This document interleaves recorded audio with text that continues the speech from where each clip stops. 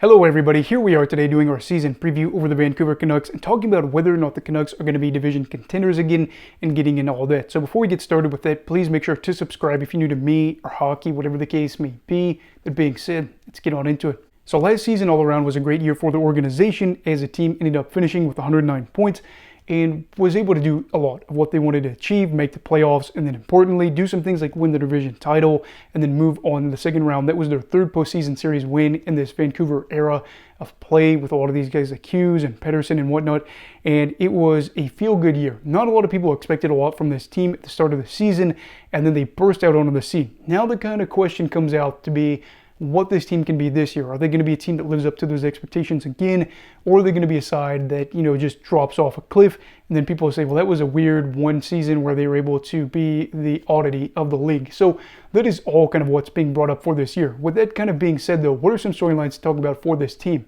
So the first storyline is talking about, are there some reasons to be worried? I think that in some ways there are reasons to be a little bit worried about this team because while the season looked really good, the final 27 games didn't look particularly great. They went 13, 11, and 3, and people could say, oh, well, that's okay because they made the playoffs and advanced into the second round. But let's say, they go out there and they lose in the first round of the Predators. All the excuses would have been made maybe about, the fact that Demko was out and whatnot.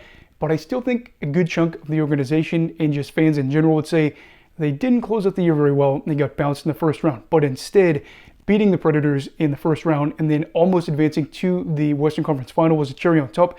Kind of glossed some things over a little bit. Let's not forget the fact that Elias Pettersson ended up having kind of a quiet end of the year. Philip Hronek vanished, especially offensively for stretches. And then you have to understand, too, the fact that Thatcher Demko is listed as week to week at the moment. So a starting goalie that has been a workhorse for you very well could be out of the running to be that guy at the beginning of the year, which kind of would be a big deal. And then you have to factor in is the results from the offseason. There was a lot of pieces that were lost here. The blue line is going to look a little bit different, and you could kind of see the recipe as to why people are starting to panic a little bit and say, well, bad end of the year, injuries already kind of plaguing the team, offseason losses. Are some guys going to be able to find their groove again? There is that camp. And I think in some ways, I'm kind of in that camp a little bit, realizing they fell from being a President's Trophy favorite / contender to being a team that really didn't wow us a whole lot over the near final 30 games of the year. Kind of does give me a little bit of reason to worry a little bit. And then when you have to factor in too, well, this blue line looks shaky, will Thatcher be out for a long time? I will say that I feel like the on-ice product might not be what we saw last year. And I do feel like that regardless of what happens here, I do think that an off-ice, or I should say on-ice regression is set to hit the team because, again, being a side that was flirting with the top spot, especially out west with teams like the Dallas Stars and whatnot, might be hard to replicate this year for this Vancouver side. So then the second storyline is talking about whether or not some offseason forward additions can be good for this team. Looking at Vancouver, they are pretty reliant on their top guys, Miller, Besser, Hughes, Pettersson, to kind of drive the offense. And I think especially last year with Besser being a guy that scored 40 goals and just had a career year, you could see why things might be a little bit weird. Yes, they did finish 6th in the league for goals for per 60, but they might not be in that spot again where they are, nearly top 5 in the league for scoring goals. So if that's the case, they're going to need some other guys to step up. And I think in this case, there are a few names that stick out to me that are going to be very interesting. The first one probably being Jake DeBrusk. DeBrusk is a guy that we've covered before on this channel, very, very long time. One of the earliest episodes, I think, on this channel was about DeBrusk and what he could be because he was a former first-round pick for the Boston Bruins.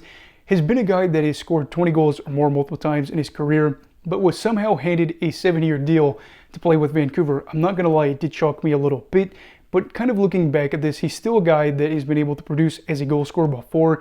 And I think kind of one of the impressive things so far is looking at his career, he's been able to be a goal scorer in a very limited amount of time. Looking at his past 3 seasons, he's been scoring at a 26-goal pace and has been playing at about 16 minutes a night on average for that run. And just seeing what he could be, maybe a 25 to 30 goal scorer on this team, is kind of interesting. And I think as well, too, the fact that they have him on this long-term deal, maybe he could stand to benefit from more ice time than what we saw in his time with Boston. And maybe he could be that guy that gets 30 to 35 goals. I really don't know at this point, but I do think for DeBrusk, while the brand name of his name, I guess I should say, isn't there as much, with this being a 7-year deal, with him being brought in for a team that just had a 109-point year, he does need to have big expectations. And I do think one good thing is he's moved on from that really bad 2020-2021 season. you can't have a bad year, especially in year one in Vancouver, because the fans will let you know. Now, granted, he played in Boston, so he's well aware of that, but you want to get off to the right start. As for the second player, you've got Dalton Heinen, and he is a guy that's a little bit intriguing because, again, we've talked about him before. When you put out nearly 1,000 channel videos, I guess you probably have talked about a lot of players, but he's a guy that has been able to get 15 goals or more, relatively often in his career, and I think is on a 2-year deal with about $4.5 million on average that he's going to be getting.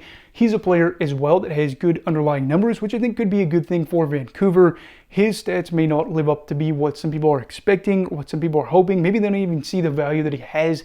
But I do think that some of those underlying numbers that we see on a lot of these websites that have those analytics could prove to point that he is a good player, and when he's off the ice, Vancouver maybe miss him a little bit.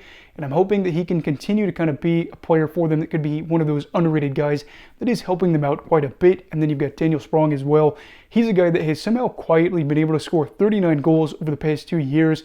What do I expect from him this year? Absolutely no clue, but if he was able to go out there and have 20 goals this year, he would be a Vancouver Canuck fan favorite, and this is all just kind of culminating in what I can hope can be a good year for the depth for Vancouver. We know the third line for the Canucks was able to produce last year and be a spark plug for them a little bit, and I am hoping that some of these guys are able to be, again, big-time performers, even if not to the way that we think about it, and I do think they'll be a massive part about whether or not this team is good this year. The third and final storyline is talking about whether or not Vancouver will get more hardware this year.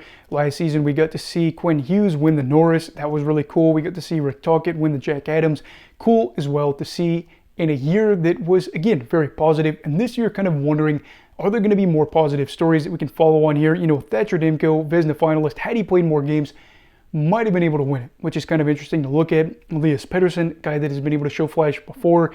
JT Miller had a big year. All of these things kind of culminate into what this season could be if they are able to produce and, again, be those top-end guys. Is it the biggest deal if all of these guys go out there and win awards? Not necessarily, but I do think there is a correlation with teams being able to see their players win awards, especially more of them. Looking at what the Colorado Avalanche have been able to do during their run, multiple guys have been able to claim big-name hardware, and they've also been able to win a championship.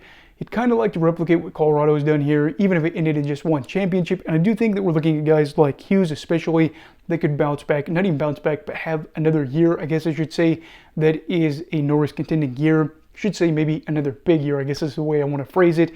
Besser, I don't think is going to win any hardware, but if he goes out there and scores 50 goals, who knows? But I do think that with Vancouver, if these big name players are able to have those big years, it would give them a little bit something to play for as well too, even though, again, it's more about the team success, but I am kind of watching out for this and seeing how they'll do, because if they struggle, of course, they're not winning any hardware, and that probably means they're not in a spot where they are competing to be a top team in the NHL. So, overall, what are my thoughts on the Vancouver Canucks? Well, I kind of feel like I'm in a weird spot where I'm on both sides of the aisle as a Canucks fan, where I know some people will say, there's no way we're going to be anywhere near a 110-point season again, and this is just going to be very hard with the offseason losses, and we're going to be a team that regresses. I do think that that is true, but on the flip side of this, I still feel like we should be a team that is in the playoff mix and probably should have playoff expectations.